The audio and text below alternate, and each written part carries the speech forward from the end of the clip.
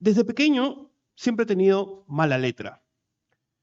Cada semana llegaban los cuadernos del curso de caligrafía diciendo con letras rojas grandes, así como hechas en sangre, volver a hacer pésima caligrafía.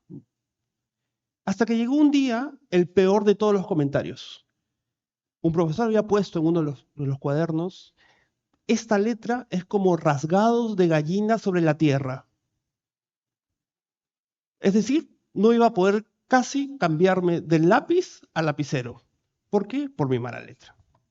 Mi madre, frente a esos comentarios, siempre tenía algo interesante que decir.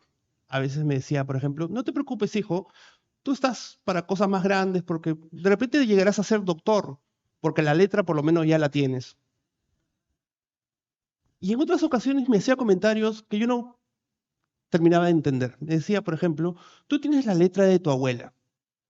Mi abuela, que aparece aquí, me tenía a mí en brazos y a mi hermana. Mi abuela, la que vivía en Girón Ancash, casi a media cuadra de Conchucos, donde vivía la familia de mi padre, ahí al costado de la Plazuela de las Maravillas, por donde está la iglesia de Santo Cristo. Yo tenía la letra de mi abuela, pero lo que yo no terminaba de entender, ¿cómo podía tener la letra de mi abuela si mi abuela no sabía ni leer ni escribir? Era un misterio. Y la explicación llegó tarde, mal, además. Mi madre me explicó, lo que sucede es que tu abuela lo único que sabe escribir es su nombre. Y cuando lo escribe, lo dibuja. Lo dibuja mal, lo dibuja tembloroso e ilegiblemente. Como tu letra. Y ese comentario de la mala letra se me quedó.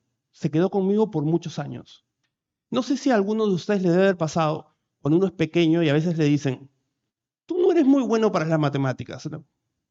O no tienes tanto ritmo como para ser buen bailarín. O están buenos tus dibujos, pero nunca vas a llegar a ser artista. Eso fue para mí el comentario de la letra. Fue algo que me hizo simplemente distanciarme de la escritura y empezar a escribir solamente por obligación para el colegio. O cada vez que escribía algo, nunca mostrarlo por vergüenza de mi letra. Hasta muchos años después, pasaron años, hasta que encontré este poema de Juan Ramón Jiménez, que se llama El Poema. No lo toques ya más, que así es la rosa. No sé qué pasó dentro de mí cuando leí este poema, pero me cambió. Me hizo entender algo sobre lo que significa escribir que nunca había pensado. Lo perfecto que puede ser decir algo tan grande con tan poco. Cómo el lenguaje puede llegar a ser tan perfecto como una rosa. Y eso me cambió. Despertó en mí algo que no había antes. Y por años me dediqué a escribir. Y escribí muy mal y escribí cada vez peor. Porque cada vez era más consciente de lo que estaba haciendo. Pasaron muchos, muchos años. Ya en la universidad, casi 10 años después, encontré un grupo de personas con una sensibilidad parecida a la mía y me empezaron a animar a mostrar lo que escribía. Porque el cajón del poeta siempre es el cajón más lleno, es el cajón que más gordito está en la casa. Todo lo que escribimos lo metemos ahí y nunca se lo mostramos a nadie. Pero este grupo me animó a decir, ¿por qué no intentas? Entonces, como tenía que ser, pasé de no mostrárselo a nadie a participar en un concurso nacional de poesía. Y ese concurso me dio grandes sorpresas. Primero, tuve la suerte de ganar. Fue la gran sorpresa de ganar un concurso nacional de poesía sin haber publicado un solo poema jamás. Segundo, que salí en la carátula de Expreso. Ese de acá soy yo, junto con los reos contumaces y toda la oposición. Todos estos somos los ganadores del concurso junto a los organizadores. Pero la tercera sorpresa, que fue la más contundente y la que más me removió, fue quiénes fueron el jurado de este premio. 3 de mis héroes literarios nacionales estaban ahí. Julio Watanabe, Abelardo Oquendo y Blanca Varela. A los 3 tuve la oportunidad de conocerlos y pasar un rato con ellos, y eso me volvió a cambiar. Volvió a hacer que profundizara algo que yo intuía profundamente, que yo quería hacer esto. Y la cuarta sorpresa no fue para mí, sino fue para alguien más. Y es que en esta nota de Expreso, cuando la periodista fue a hacerme la nota, me preguntó, bueno, ¿y el poeta del grupo qué va a hacer con su premio? ¿Vas a hacer un viaje místico religioso de repente?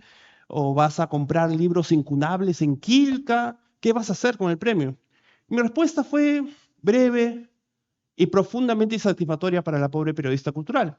Lo que le dije fue, me voy a comprar una computadora. Estamos hablando de 1999, ¿estamos? Para ella, una computadora y la poesía era lo más extremo que podía haber. Tanto fue así que me pidió que cambiara mi respuesta. Me dijo, ¿puedes decir algo un poco más romántico? Pero para mí ya la cosa estaba clara. ¿Se acuerdan que les contaba sobre mi familia en Conchucos, sobre mi familia en Ancash? Bueno, en esa familia que se había formado ahí, mi padre y mi madre, ambos estuvieron la suerte de ser de los primeros programadores de todo el Perú, de poder aprender lenguajes de computación en COBOL, en programar en tarjetas perforadas, cuando no era nada común todavía. Por eso en mi casa pasamos del papel y la tinta al teclado y la pantalla directamente y pude tener acceso rápido a una computadora. La computadora fue esa herramienta mágica que me permitió separar caligrafía de escritura y me hizo dejar atrás las ideas de la infancia, de mi mala letra, y dedicarme solamente a escribir, puramente a escribir. Por eso para mí estaba claro que el futuro de la poesía estaba en la computadora. Pero en 1999 creo que eso no era muy común todavía. Vamos a hacer un ejercicio. ¿Qué viene a la mente de ustedes cuando yo les digo música electrónica? Todos más o menos van a pensar lo mismo. Un cierto espectáculo de luces, una cierta clase de música, un cierto punchis, punchis, punchis. Todos más o menos están ahí, ¿no es cierto? Pero ¿qué pasa si yo les digo poesía electrónica? Muchos se van a quedar en blanco, otros no van a saber ni por dónde empezar a pensarlo, pero eso es lo que estaba formándose en mí en 1999. ¿Cómo podría ser una poesía hecha por computadora? Claramente no era para usar Word.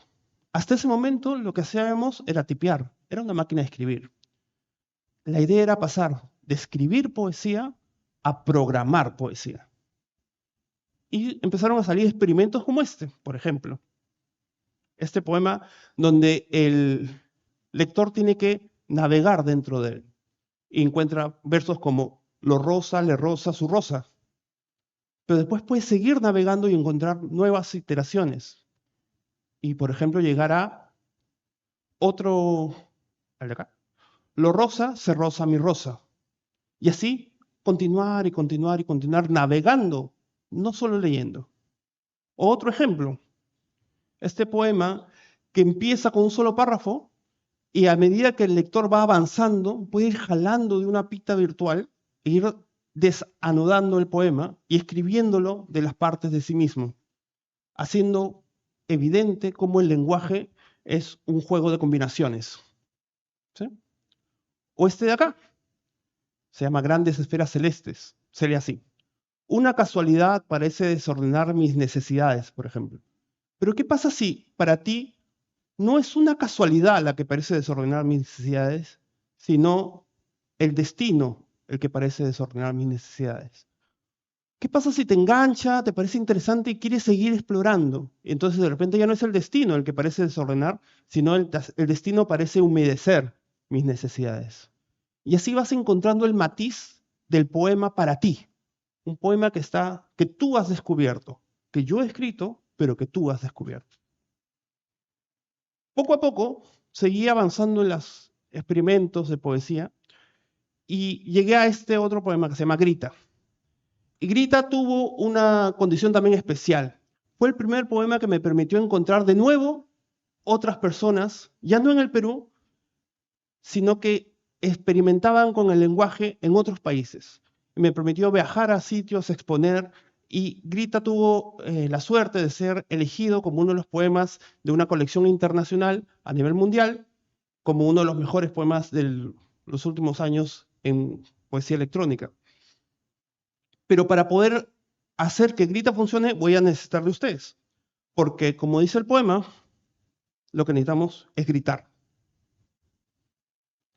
Por favor, conmigo.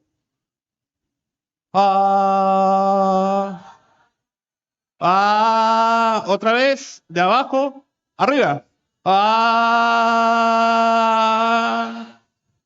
Perfecto. Y el poema solo funciona cuando escucha la voz del lector. Es decir, incorpora al lector con su fuerza vital. No es una palabra muerta en un papel, sino que incorpora la fuerza del lector. Todo esto son historias que lo que hacen es ver cómo, saliendo del cajón del poeta, uno empieza a conectar. Conectar con gente que de repente ni siquiera se imagina que existe. Yo con este poema pude conectar con gente que estaba al otro lado del mundo y que decía, yo hago lo mismo que tú. Oye, tú hacías esto en el 99, increíble, en el Perú no hay forma. Y me empezaban a conversar con ellos y a hacer crecer mi práctica. Tanto fue así que el poema no solamente pasó de ser escrito a ser programado, sino a ser diseñado. Y empezó a darme las posibilidades de hacer poesía de una manera diferente. Un poema de 3 palabras con 5 letras. Hoy, voy, soy. Solo 5 palabras. Y la poesía, siempre curiosa, siempre con ganas de ser diferente, inclusive quiso salir de la computadora. Por ejemplo, en este experimento, en un cuadro, donde la palabra Babel se descuelga en el papel y termina formando la palabra papel. Babel, papel, papel, Babel. Y la poesía siguió cambiando. En impresión 3D, en instalaciones en el metaverso, hice instalaciones en museos, en filtros de Instagram, o hace poco, por ejemplo, empezando a hacer cosas con ChatGPT y esculturas. La poesía lo único que hizo fue cambiar, avanzar, avanzar, avanzar, y encontrar nuevas formas de expresarse. Todas estas prácticas de los últimos 25 años, lo que me ha llevado es a 3 conclusiones que quiero compartir con ustedes. Una, al cambiar el medio que soporta el lenguaje, cambian las posibilidades del lenguaje en sí mismo. Es decir, no es lo mismo escribir en una hoja de papel que escribir en una pantalla o escribir en una pared. Cambia lo que puedes hacer con el lenguaje. Y el lenguaje se amplía y te permite hacer cosas que antes no podías hacer. 2, la poesía tiene una función y esa función es ampliar el lenguaje. La poesía negocia, vive, está en el borde del lenguaje y lo empuja, lo quiere romper, lo quiere acomodar a expresar algo que nunca ha dicho. Si no, no es poesía. 3, la poesía tiene una misión, que es expresar todas las expresiones del humano en el lenguaje. Es decir, todas las vivencias que tenemos pueden tener su correlato en un poema. Todos podemos escribir versos. No es solamente para poetas, es para todos. Porque es la poesía el sitio donde tú puedes decir lo más íntimo tuyo, lo que es más profundo tuyo, y encontrar ahí las palabras para crear algo y poder expresarlo. Es en esa expresión última donde realmente nos vamos a poner unir, donde realmente vamos a poder tener verdadera empatía uno con el otro. Tenemos que expresar lo que sentimos y cómo lo sentimos. Así creamos que el otro no lo va a entender, así creamos que los otros no nos van a hacer caso. Porque si el lenguaje puede cambiar gracias a la poesía, la sociedad puede cambiar gracias a la poesía también. Todos tenemos un verso dentro, todos y cada uno de nosotros, para completar ese poema que es el universo. Lo último que quería compartir con ustedes, el último poema, es mi arte poética, que define lo que yo creo que puede ser mejor dicho cuando uno habla de poesía. ¿Qué es esto? Poesía esperada no es poesía. La poesía tiene que ser inesperada, tiene que romper, tiene que lograr sorprenderte para generar empatía. Tiene que ponerte en el lugar del otro, aunque tú no quieras, aunque tú creas que nunca vas a ponerte en el lugar de la otra persona. Pero un buen poema logra colocarte en el lugar del otro, aunque tú no quieras. Entonces, quisiera dejarles un par de reflexiones. Uno, que creo que mi mamá tenía razón. En el fondo sí tengo la letra de mi abuela, porque creo que en el fondo lo que yo estaba haciendo desde pequeño y lo hago hasta ahora es dibujar con palabras, usar las palabras de una manera un poco diferente. Y segundo y último, es que a veces te han dicho desde pequeño, no puedes bailar, no eres bueno para matemáticas, etcétera. Te han dicho alguna cosa, es momento de olvidarse de eso y dedicarte a bailar, a crear, a hacer todo lo que tengas que hacer para poder realmente crear empatía y unión con los otros. Si uno no dice su verdad, no estamos contribuyendo al discurso realmente. Tenemos que contribuir, a pesar de que alguna vez alguien te dijo que no tuvieras buena letra. Gracias.